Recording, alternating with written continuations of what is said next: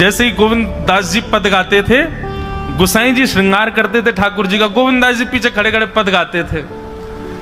तो जैसे ही गोसाई जी श्रृंगार करते करते थोड़ा श्रृंगार लेने के लिए नेक दूर जाते, ठाकुर जी ऐसे खड़े खड़े नीचे से एक मोती उठाते, मोती उठा के ये मारते टक के गोविंद दास के सिर पे। और जैसे ही गोविंद दास के सिर पे लगती, गोविंद दास कहते माने ना दारी की तो बताऊं, रुक जा। जैसे ही वो मोती लेकर के वापस गोविंद दास मारते, तब तक गोसाई जी वापस आ जाते। और गोसाई जी के आते ही वो मोती ठाकुर जी की जगह गोसाई जी में जाके लग जाता। गोसाई जी कहते हे गोविंदा, तू ठाकुर जी को मोती मार रहा है? गोविंदास बोले मेरो माथो देखियो, ये गुम्माटो फूल को ये आपके लाला ने मारो मोए। आपको लाला ऊधम मचावे वो ना दिखाई दे आपको, और मैं नेक कछु कह दूं सो मुंह पे चिल्ला रहे हो, मुंह पे बरस रहे हो, या समझा लो बहुत ऊधम मचावे ये। ऐसी लीला करते हो। गोसाई जी के नेत्रों में आंसू आ जाते, बोले गोविंदा तू कितनो भाग्यशाली, तेरे संग ठाकुर जी लीला करें। गोविंदास के साथ ऐसी ऐसी लीला करते महाराज। तो दोपहर के समय जैसे मंदिर बंद होते, ठाकुर जी महाराज फेंटा कस के आ जाते, ए गोविंदा चल खेलवे चल रहे हैं। ठाकुर जी गोविंदास के संग खेलने जाते। एक दिन ठाकुर जी बोले गोविंदा तू घोड़ा बन जा, मैं तेरे ऊपर बैठ के डोलूंगो। गोविंदास जी घोड़ा बन गए। घोड़ा बन के ठाकुर जी ऊपर बैठ गए, और गोविंदास की दो पौनी बना दी ऐसी, और दो पौनी इनको ही ऐसे पकड़ पकड़ के ठाकुर जी चला रहे हैं। और ठाकुर जी तो खेलें भैया, कछु भी कर सकें। गोविंदास के ऊपर बैठ गए और उसको चलाने लगे। अब चलते चलते गोविंदास रुक गए, तो ठाकुर जी बोले ए गोविंदा चल, ए मेरे घोड़ा चल। गोविंदास जी बोले जय जय जय जय, नेक उतर जाओ। ठाकुर जी बोले काय को? गोविंदास जी बोले लघु शंका लगी है, नेक मुझे जानो है, नेक उतर जाओ। ठाकुर जी बोले ऐसी बात कर रहे हो गोविंदा हैं? कोई घुड़सवार घोड़ा पे बैठ के घूमे और घोड़ा को लघु शंका आवे तो वो का यूं के भैया नेक उतर जा, मैं लघु शंका करके आऊं, फिर बैठी हो मेरे ऊपर। गोविंदास जी बोले तो कहा आज्ञा? बोले आज्ञा वो ये जो कह रहा हूं, जैसे घोड़ा बिना आज्ञा लिए अपने व्यक्ति को ऊपर बैठा के सब काम कर ले, वैसे तू कर ले। तो गोविंदास जी ऐसे घोड़ा बन करके चल रहे हैं, ठाकुर जी ऊपर बैठे हैं और सब कर आए काम। अब इतने में ही कोई व्यक्ति वहां से जा रहा था।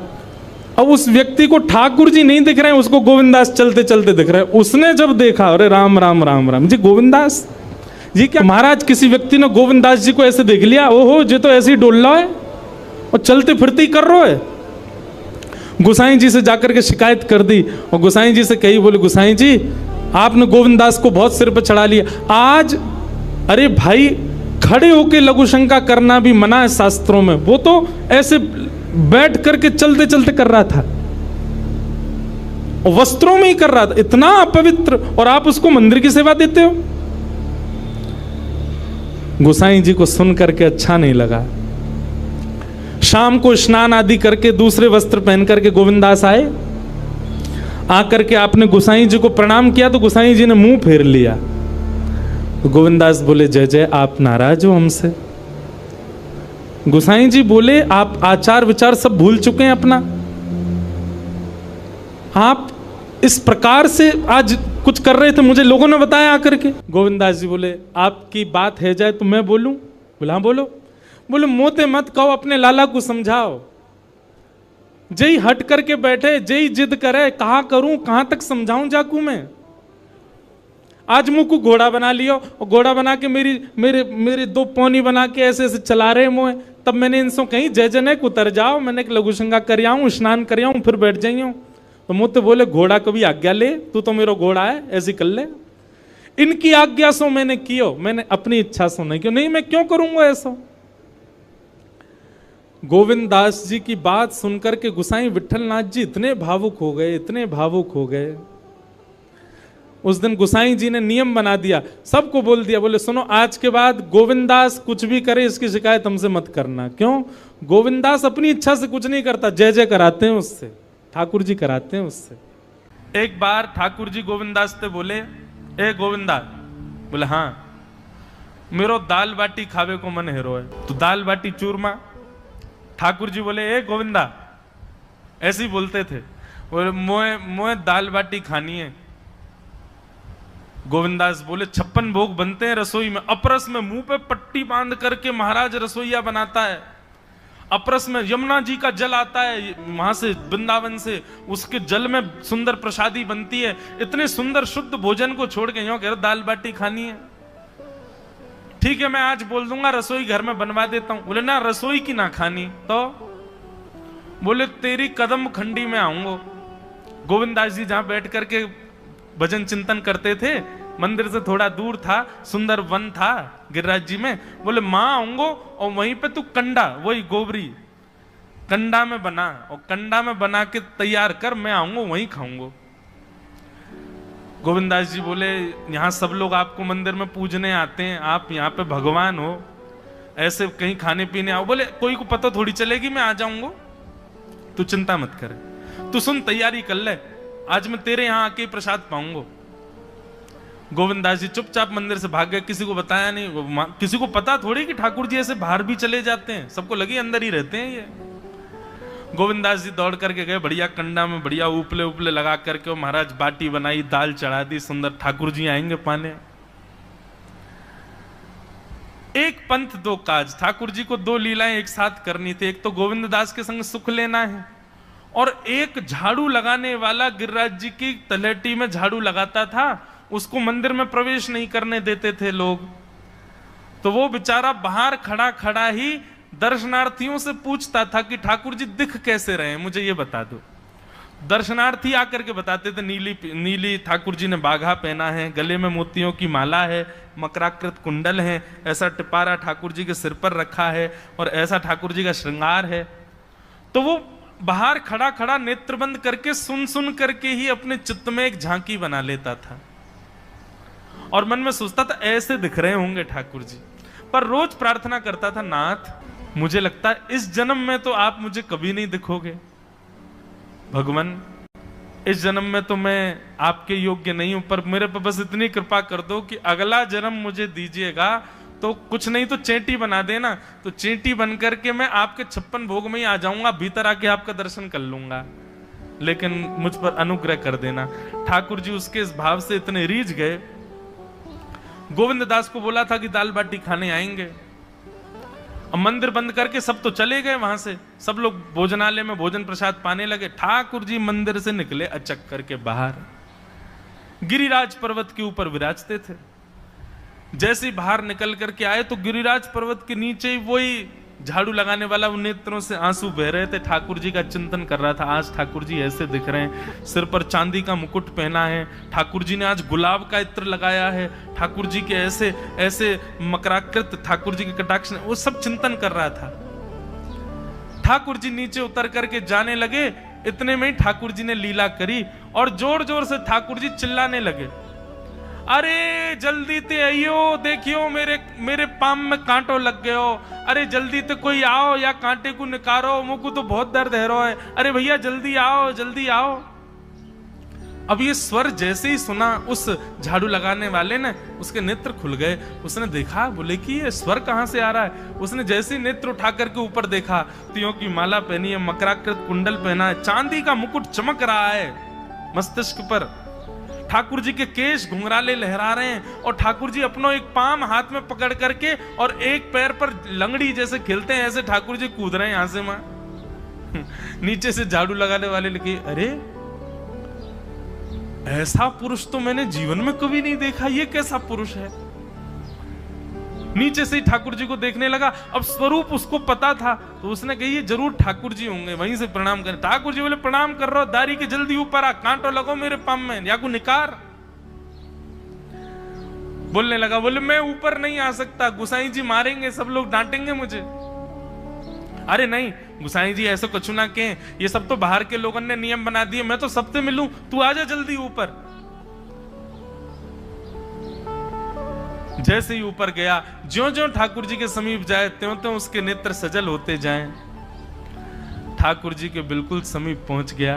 भगवान बोले, देख काई को रो भैया, जल्दी कर, मेरे पाम में कांटो लगो या को निकार। जिन चरण कमलों के स्पर्श के लिए सदा लक्ष्मी लालायित रहती है, ठाकुर जी ने उसकी गोद में अनायास अपने चरण रख दिए। बोले जल्दी कांटो निकार, कांटो लग गो मेरे पाम में। अब वो ठाकुर जी के सुंदर तलवों को अपने हाथ से ऐसे देख रहा है, ढूंढ रहा है कहां कांटा लगा है, कहीं उसको कांटा मिल गया। अब इतने कोमल चरण ठाकुर जी के, उसके नेत्रों से आंसू भी गिरते जा रहे हैं, भाव विह्वल होता जा रहा है। मेरे सौभाग्य की सराहना, ठाकुर जी के इतने समीप। कांटा निकालने के लिए बार बार अपने अंगूठे से खींचे, लेकिन कांटा नहीं निकले। ठाकुर जी बोले अरे जे हाथ ते ना निकलेगो। उसने पूछा कैसे निकलेगा? बोले अरे मेरो पाम पकड़ के अपने मुंह के पास ले जा और दांतन से निकाल, तब निकलेगो ये। आहा, कितनी कृपा की ठाकुर। कृपा की न होती जो आदत तुम्हारी, तो सूनी ही रहती अदालत तुम्हारी। जो दीनों के दिल में जगह तुम न पाते, तो किस दिल में होती हिफाजत तुम्हारी। कृपा की न होती जो आदत तुम्हारी, तो सूनी ही रहती अदालत तुम्हारी।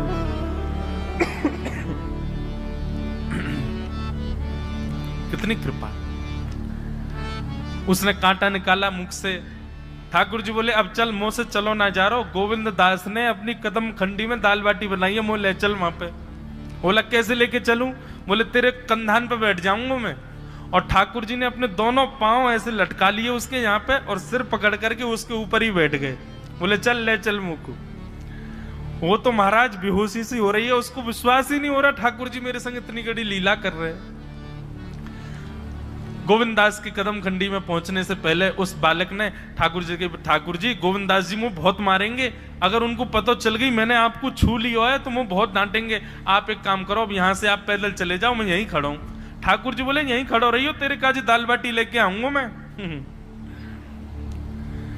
ठाकुर जी पहुंच गए गोविंद दास के पास। आहा, जो ठाकुर जी अचल दिखते हैं सबको मंदिर में, वो सचल दिखते हैं गोविंद दास को। कितनी बड़ी कृपा। गोविंद दास के यहाँ ठाकुर जी पहुंच गए, और पहुंच करके ठाकुर जी बोले चल गोविंदा जल्दी खवा, मुझको तो बहुत जोर की भूख लगी है। गोविंद दास बोले हाँ हाँ बिराजो। सुंदर व्यवस्था कर दी। ठाकुर जी बैठ गए, और बैठ करके सामने पत्तल पर महाराज बाटी रखी, दाल रखी, चूरमा रखी, चटनी रखी, सब बढ़िया सुंदर सजा दी। अब ठाकुर जी पा रहे हैं, प्रेम से पाते जा रहे हैं, और पाते पाते बीच में गए और ला, और जल्दी ला, भूख लग रही है मुझको। गोविंद दास बोले पहले इनको तो खा लो। अरे ना है तू जाने ना है मंदिर में मेरो भूख कैसे लगे? थाली में 2 रोटी और ये सब्जी, इनते मेरो पेट थोड़ी भरे। मेरे सामने तो सबरी सामग्री धर दो, मेरो जो मन होगा मैं उठा उठा के पाते जाऊंगा। अरे गोविंदा जल्दी जल्दी लेके आ। अब गोविंद दास जी पीछे मुड़ करके बढ़िया सुंदर बाटी वाटी सेके। इतने में ठाकुर जी क्या करें, एक बाटी तो खा जाएं और दूसरी बाटी उठा के अपनी जेब में धरते जाएं।